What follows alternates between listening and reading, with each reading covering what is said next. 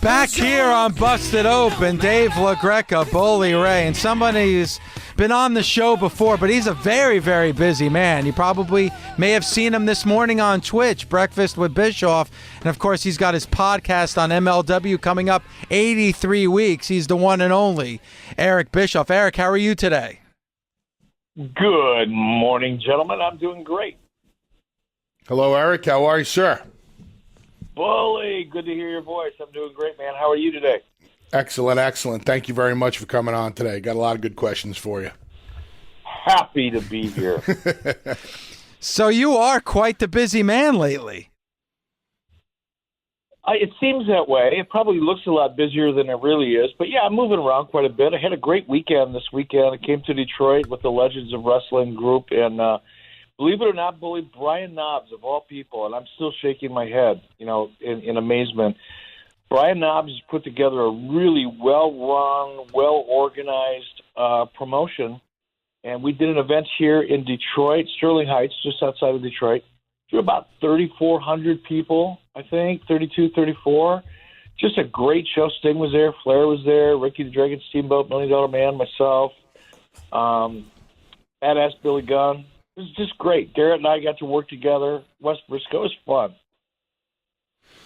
Very good, very good. That with I like how you say you can't. You're still shaking your head that Brian Knobbs put together. Something that was that organized, and it's pretty funny.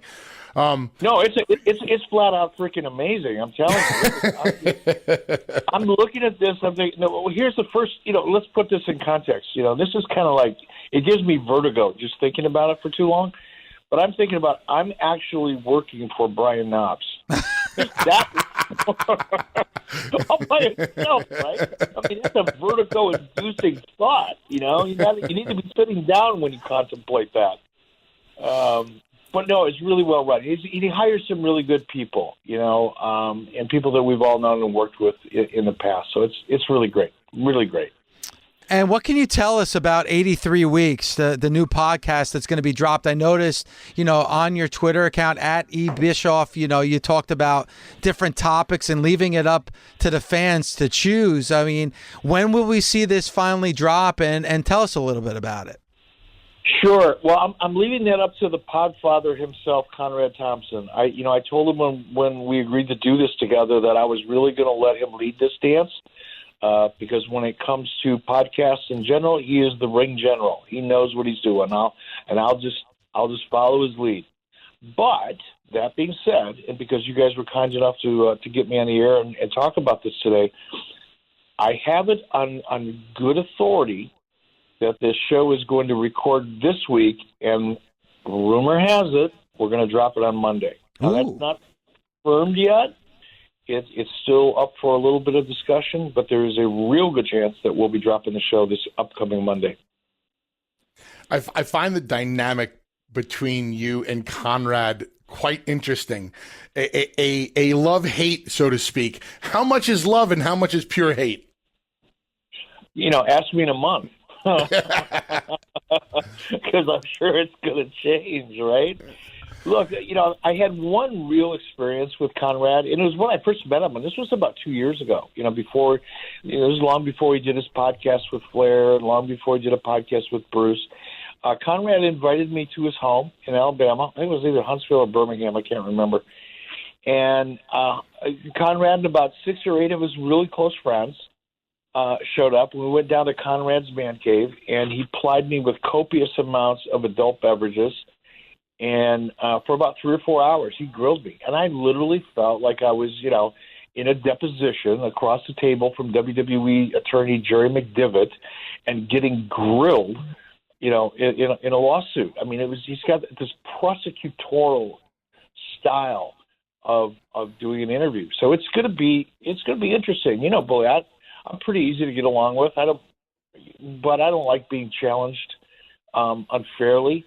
And I certainly don't appreciate, a lot of the urban myth and the narrative and the dirt sheet stuff that's out there and people that use that as a basis to grill me. So, and I know that's what Conrad does. So it's probably going to be pretty dynamic and potentially explosive. So most of the material that Conrad is coming at you with is not based on things that he knows firsthand. It's stuff that he read on a wrestling dirt sheet or newsletter, and then just spinning it, putting in his own words, and then bringing it to you. Well, I don't want to go that far. That's painting with a pretty broad brush, but a lot of it is, and a lot of what Conrad, does, if you listen to him, is he brings these things up from the point of view of a fan, and that's what he does so well. That's why the chemistry between he and Bruce is great as it is, and why that show is as successful as it is. But Conrad's coming at this from the perspective of a fan. And sometimes that's the only information that a fan has. Fans don't get to be on the inside of a corporation or a decision-making process or a writing, meeting or anything like that. So yeah, he's taking information that's, floating around out there and asking me to, basically, or asking Bruce or whoever he's interviewing to, confirm or deny. Tell us what really happened. Give us the details. If it's BS, tell us why it's BS. And it can feel adversarial, and it's a lot because of Conrad's style. Like I say, he comes at you. If he's got a question, if he wants to know, a fact or details on a situation, he's going to ask it to you. He's going to ask you one way. If you don't give him the response he's looking for, he's going to come at you from a different angle. And if that doesn't work, he'll come at you from a different angle. And he's going to keep coming at you until you finally give it up. It's really hard to hold back and protect things and, to be anything but forthright with Conrad, because he'll just keep beating you over the head with it until you finally quit and give in and do it. Yeah, and Bully, he relies a lot, especially when looking into the past, on Dave Meltzer. He goes back to those old newsletters where, Dave Meltzer had a rumor and kind of ran with the rumor and then throws that rumor back. And I think that's probably going to happen a lot with this podcast with Eric. And you know what's going to be so, and I hope that, I hope that's not the case, but I know it will be. And here's the thing, because I say some stupid stuff when I do interviews like this to make a point. Look, Dave Meltzer, he's the most successful. He's been doing it longer than anybody. A lot of his information is correct. There's no denying that. Now, today, he's changed. 20 years ago, 25 years ago, when I first broke into business, 30 years ago, when I first broke into business, his stuff was all second, third, fourth, fifth-hand crap. None of it was based in fact, right? Other than, he'd get the ratings somehow, or he'd get some, ticket information from a building that he maybe knew somebody with. But, the majority of his content was all just garbage, right? And now as time has progressed and things have evolved, he's gotten more sophisticated, and he does have some good sources.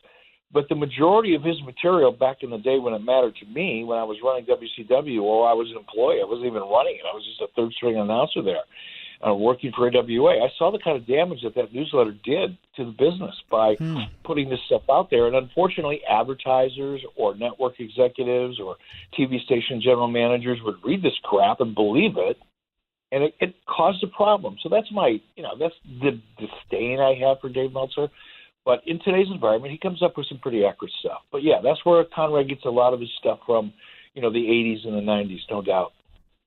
You said a little bit earlier that Conrad comes at you in a bit of an aggressive way, an argumentative way, or he puts you on the spot, confrontational. And you said you weren't really comfortable with that. How does a guy like Conrad get you out of your comfort zone? Because everything that I've always heard about you or have witnessed with my own eyes is that you're pretty cool, calm, and collected, and you back up everything you say with some pretty hard fact. No, and I do, and I'm not going to be, and thank you for saying that, but I'm not going to be uncomfortable in the sense that, I'm intimidated. I don't get intimidated by anybody. I mean, I have respect for people. And I'm going into, if I go into a situation with somebody and I have reason to really make sure that I'm on my game and I'm sharp and I'm ready for it, I have a tremendous amount of respect for people. I can have. But what makes me uncomfortable is, when people keep pushing my buttons on a personal level. If we're just talking about business, straight up fact and fiction, yeah, I'm it's hard to get under my skin. But when people start pushing personal buttons, I can get hot. I'm a human being. I've got a temper. It's better now than it used to be. But, the discomfort for me is getting, if I have to get in someone's face, if I have to give it back to them the way I feel they're coming at me, I don't prefer that, but I will. And there's a point where I don't have any control over it. It's going to happen. Has Conrad come at you on a personal level yet? He did in that first meeting that we had, the first little, Q&A, and it was informal. There was nobody taping anything. It was everybody basically signed a non-disclosure, so nobody would ever talk about what we talked about in Conrad's man cave. But as it went on, it started out being very cordial, very easy, and of course, as the adult beverages began to flow and things started loosening up dramatically, he started really pushing. And there were a couple points, where I was right on the verge of losing my temper, and I had to bite my tongue, and because it was a new environment, I didn't know Conrad. I didn't want to be the jackass that that ended up getting in a brawl in the man cave. But it was close. It was close. Eric, I've been doing this show now for 9 years on SiriusXM, and I love doing the show with Bully and Mark Henry and Tommy Dreamer. But at the end of the day, I'm still just a fan. I've never stepped between the ropes. I've never gotten to a ring. I've never been where you are, being, creative and being a part of that process. Is there a line, as somebody like me, is there a line that I should not cross? I don't think so. I'm always very respectful to talent, to wrestlers, because I'm not one. I've never been one. I don't know what they had to go through to get to where someone like Bully is, or anybody, even if it's a young green kid, on the indie circuit. I've never done that, and that's a very special art form. It's a special commitment. You're giving up a lot, for a 0.5% of a chance of making it to the big time. It's a lot like the music business. There's a million great musicians out there that'll never make a dime in the music business. And much is the same with professional wrestling. To get to, again, where Bully's at, WWE Hall of Fame, Devon, and, a Ric Flair, Sting, you name it, pick one. To get to that level, the odds of that actually happening are so small that you have to have respect for that person. So I think as someone who's never really been in the business, if you find yourself in the company of those who have made it at that level, I think the big thing to remember is just be respectful. Don't take anything for granted. Be careful how you joke around with people like that who have given, much of their lives to the career, because sometimes, they take it very, very seriously. And I think I've found as long as you treat people with respect, you're going to get along just fine. Don't push too much. Don't ask. I think Michael Hayes, I think, said it to me once when he was a talent in WCW, and I was a third string announcer. There's a line from a song, I can't remember who wrote it, but ask me no question, I'll tell you no lies. Just don't ask too many questions. That's all. Eric, going back in time, you spoke about personalities. Going back in time a little bit, what would be one aspect of your personality that Eric from now would tell Eric from back then to change? Be more patient and more open-minded. I was on a mission. I had a very narrow field of view. I didn't listen, despite, the urban narrative. There was, I listened to people. I made them think I was listening to them in a lot of cases. But I had a pretty narrow field of view, and I didn't have a lot of patience with people. And I regret that, because it's, people ask me, oh, what's one thing you really, really regret? And of course, they're looking, glacier of a storyline or whatever. For me, what I regret is not having the maturity and the experience to have the patience that being a good leader requires. You can be hard. You can drive. You can drive hard like Vince McMahon does, and I did as well. You can drive hard. You can be committed. You can demand a lot out of the people around you, but you have to balance that with patience and enough open-mindedness to hear good ideas when they come from people that you wouldn't expect them to come from. It's crazy for me to hear that you were not patient and not open-minded, because, the first half of this show today, we were talking about TNA, and we don't talk about TNA often, but they had a show last night, and we have a responsibility to review it. I witnessed you be probably the most patient and the most open-minded to an entire locker room full of people. So to hear that as a self, as you looking in the mirror and saying that, I'm shocked to hear that because I don't know that side of you. Well, you didn't work with me early on. I was thrust into something that I didn't fully comprehend. I didn't have, I had never worked for a corporation before. I never had 125 employees working underneath me before. I never had to be responsible to an executive committee of a publicly held corporation. There was just so much stuff I didn't really have any experience with. And on top of that, being thrust into running a professional wrestling organization. Here's the weird thing, Billy. I understood the business side of the business probably better than anybody, even when I first was put into it, because I knew what sales and syndication was. That's how I started in the business with Vern Gagne. As a result of learning sales and syndication, the television side of the business, I had a really good grasp of the advertising side of the equation. I knew the business side really well. I had a pretty good handle on the production side of things. I understood television probably better than anybody that had that position prior to me, just because of some of the experiences I had. But when it came to the wrestling product, the creative side, I stayed as far away from that as I possibly could. I put Dusty in charge for a long time. Ric Flair came in and he ran the creative side of things for a long time. I did everything I could to stay away from it because I knew I was in over my head. But once I had to grab hold of it for a variety of reasons and thrust myself into it, it brought out the worst in me. And I know a lot more now. I have a lot more experience. I can look back now, and what you saw when you and I worked together was probably, a manifestation of, all of the experiences that I had previous to that, and, learning from my mistakes, quite honestly. Here with Eric Bischoff, the podcast is called 83 Weeks, and MLW is going to be premiering that very, very soon. And it is called 83 Weeks, and that's the 83 weeks that Nitro beat Raw in the ratings. What was it like for you, those 83 weeks, to be able, to take a juggernaut like the WWE and have them fall into second place? It's almost surreal now when I think about it, and I don't think about it very often, honestly. The only time it crosses my mind or I reflect back on it is when I do an interview like this and people ask me about it. As I go through my day-to-day life, I don't think about it. It was just a moment. It was great. I'm grateful for it.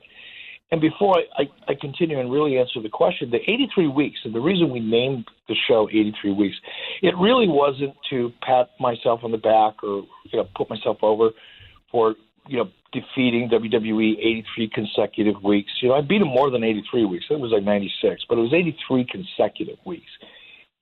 But the reason I felt strongly about that name, or the title of the show, is because there were 83 weeks that, in my opinion, even from a distance now and the benefit of time, there were 83 weeks that completely changed the industry as we know it, as we knew it, and as we know it now.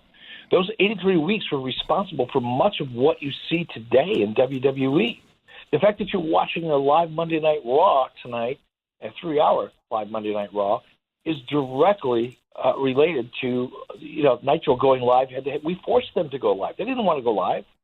We forced them to do things they didn't want to do in order to remain competitive and frankly, to stay in business. And even now that the war is over, the Monday Night Wars are nothing but a memory, and there are young kids who are wrestling fans right now that aren't really sure what that was. But when you watch Monday Night Raw, when you watch SmackDown, and you watch these live shows, when you watch reality-based kind of storylines and characters, when you watch a lot of the backstage things that you see on WWE now that they never did in the past, so much of what we see today is a direct result of what happened during those 83 weeks. And that's what I hope people take away. This isn't talking about why I beat him and how I beat him. I don't really care about that. What I do care, and what I hope we get to talk about, is the reason those 83 weeks mattered and the reason that sports entertainment matters today and why it works. People don't even know why it works as well as it does. If you ask somebody, believe me, I'm in the television business. I talk to executives in the television industry all the time.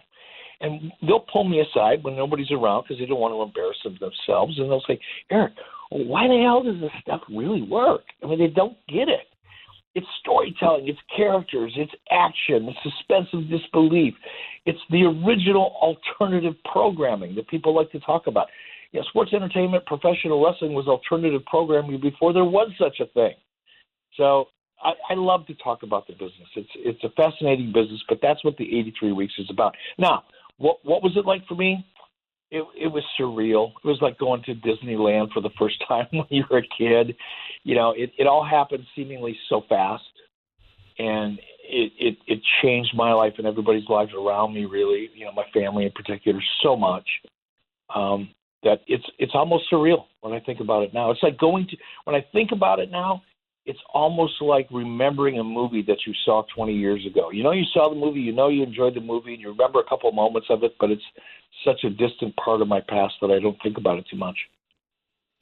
Eric, you mentioned 83 weeks and how the 83 weeks consecutively that you were in first place changed the wrestling industry. But you changed the wrestling industry for wrestlers in a way that I don't think most wrestlers really realize, and that's with pay structures. What do you think wrestling contracts and pay structures would be like today if you never started giving out guarantees 20 years ago? Well, Bully, the truth is, I came to work for WCW under a guaranteed contract. The talent that was working there when I got there all had guaranteed contracts. So I didn't create that. I wasn't the catalyst for that pay structure. I didn't invent it. Certainly it became a bigger issue, under my watch because we were going head to head, and it forced WWE to give out, guaranteed contracts, or versions of them, I should say. So I know that, the head-to-head and the competitive nature of what I was doing and forcing WWE to do it felt like the first time to a lot of people, especially those people in WWE. But like I said, when I came to WCW, I remember Larry Zbyszko, because I knew Larry from the AWA. And Larry had been down in WCW for about 6 months or so before I got there. And Larry and I were good friends in AWA. We used to travel together from time to time. He was a pilot, and I like to fly, so we'd go flying around together every once in a while. And Larry came walking up to me my first day, Anderson, South Carolina. My first TV, he came up to me and goes, "Kid, just keep your head down, stay out of trouble, and you'll be getting a payday for life." Those were his first words to me. I went, wow, that's different. But I think, as for what it would be like now had there not been, that 83 weeks, that competition head-to-head and forcing change. I was the original disruptor. There we go. What would it be like? I think it would be probably pretty much the same. Guys would be going to work for WWE. They wouldn't know from week to week how much money they were going to make.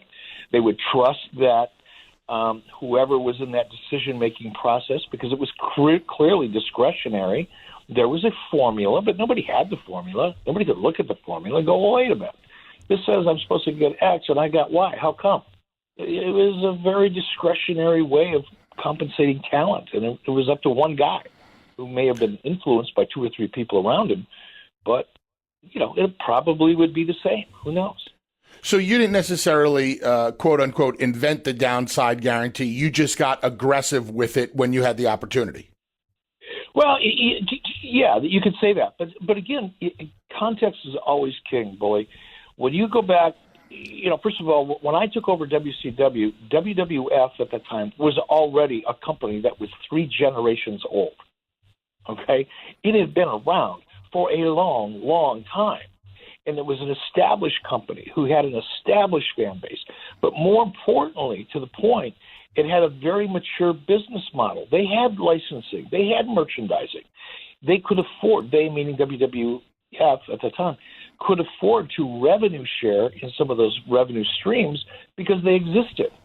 When Ted Turner bought the NWA out of bankruptcy in 1988 and renamed it WCW in 1989 and launched it, by the time I came on board in 1992, it was a new company that was bought out of bankruptcy, and it didn't have licensing. It didn't have merchandising. There was no way to share in those revenue streams because they didn't exist.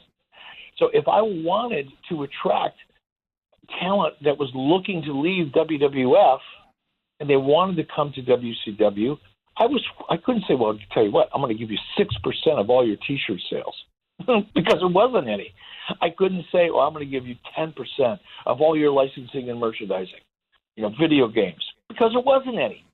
The only and we weren't drawing. WCW never really made a profit in the house show business. While I was an employee, before I took over, I should say.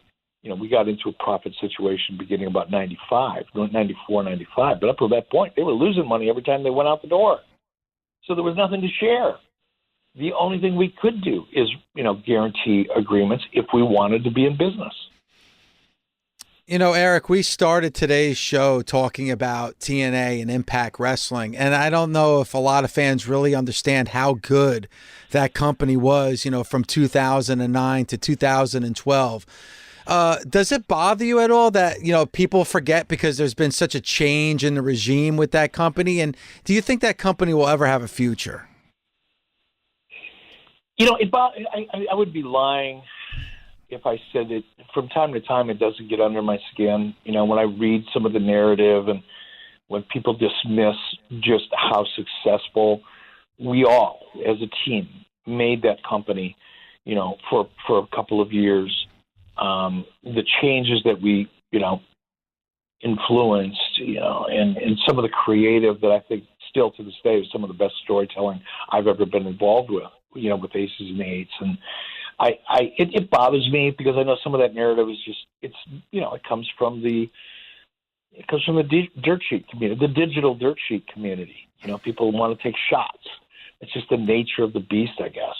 But there was a lot of really great things that we accomplished there. And I'll tell you what, the reason I don't like talking about TNA, and there's a lot of things that came out of it that was good before I go into why I don't like talking about it. My son got to break into the business there. And I know that's nepotism. I know people are going to hate me for saying it, but I don't really give a damn.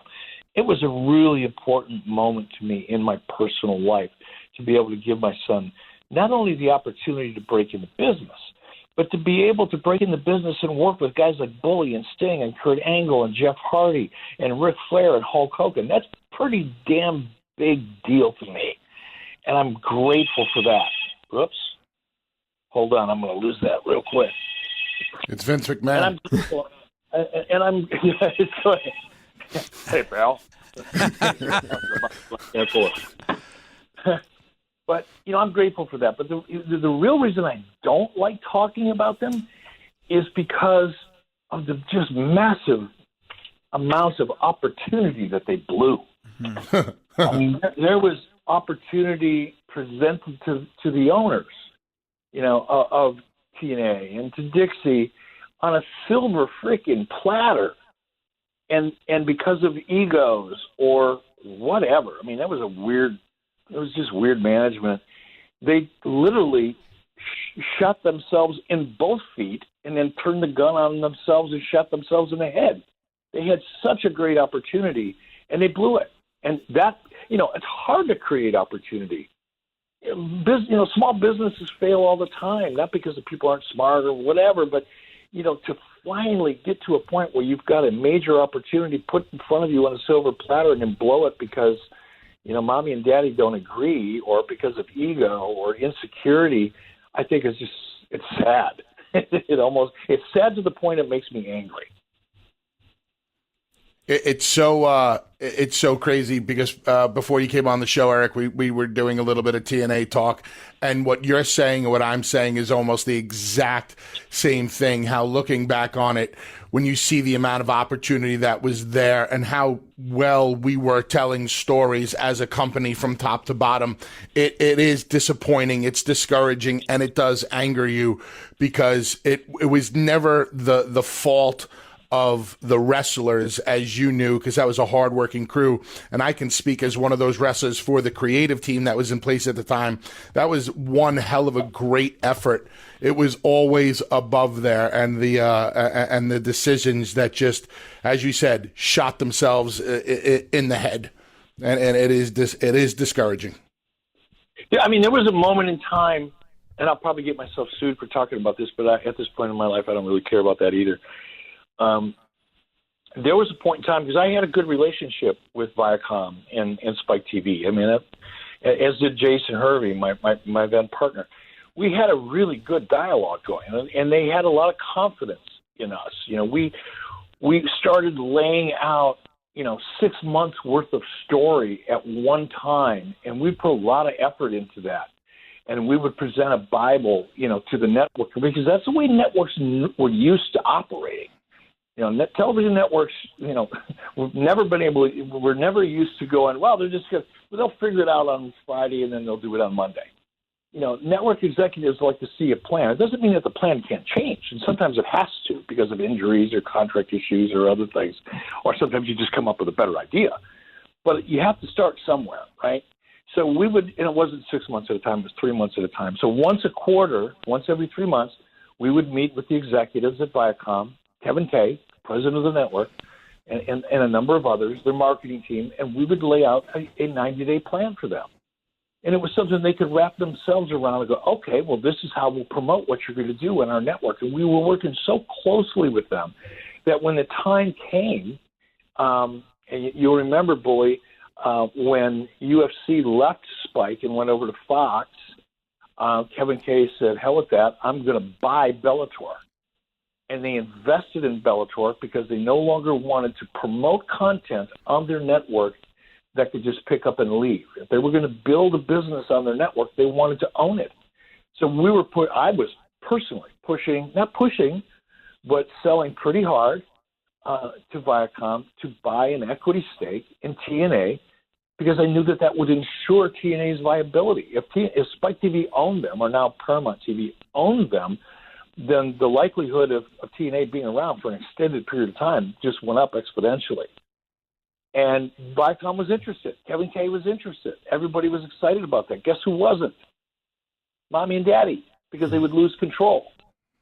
And I was like, wow, are you kidding me? Really? So instead of, having a television network as a business partner that would ensure the longevity of your franchise, because you're not going to be able to make decisions in a vacuum and do whatever you want to do based on a whim. You're going to turn down that opportunity, and you're going to shop your content to other networks. Good luck with that. And we all know what happened. Wow. There you go, Dave. I told you.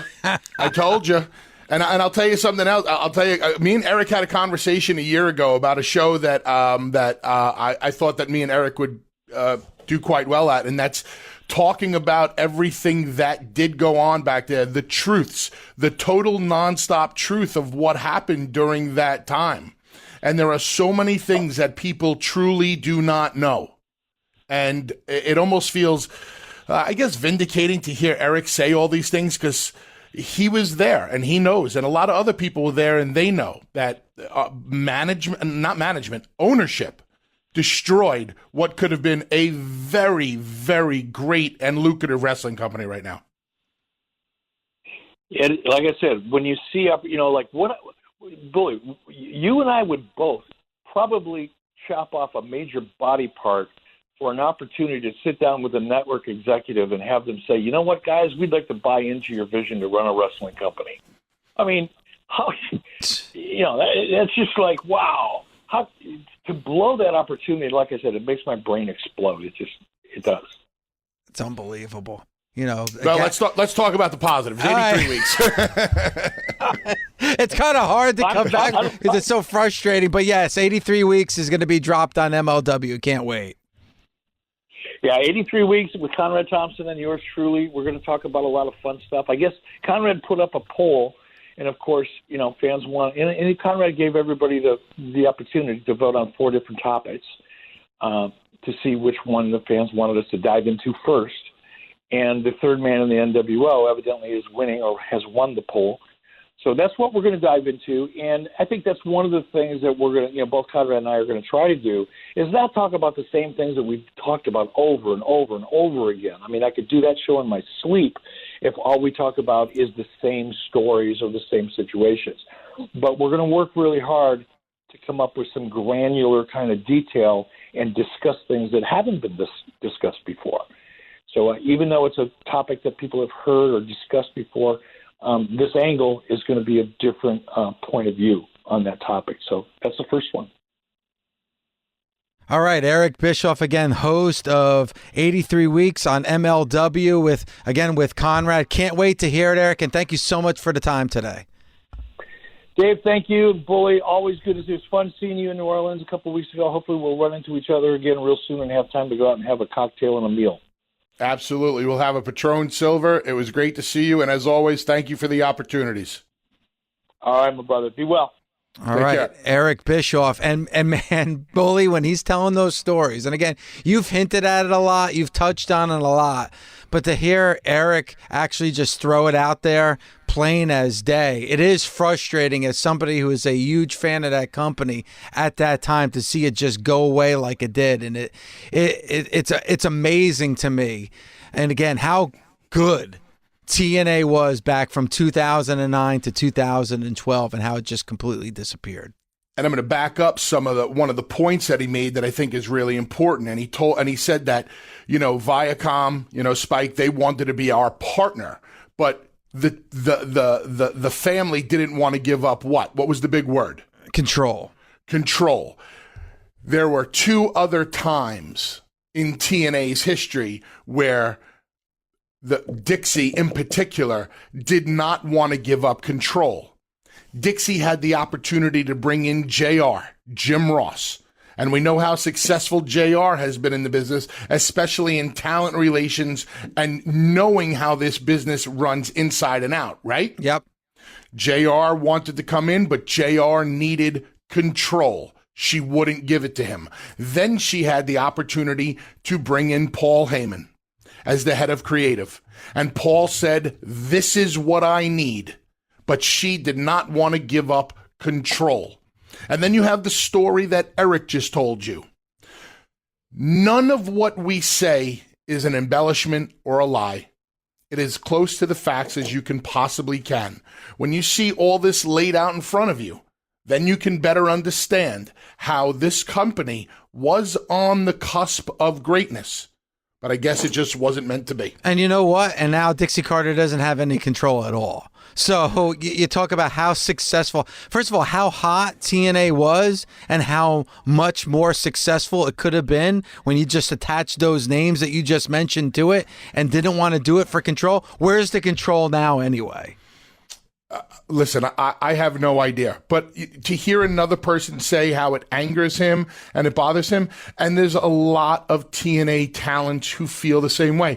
Listen, I'll bring up Velvet really quick. Velvet was a part of the highest rated act in the history of the company.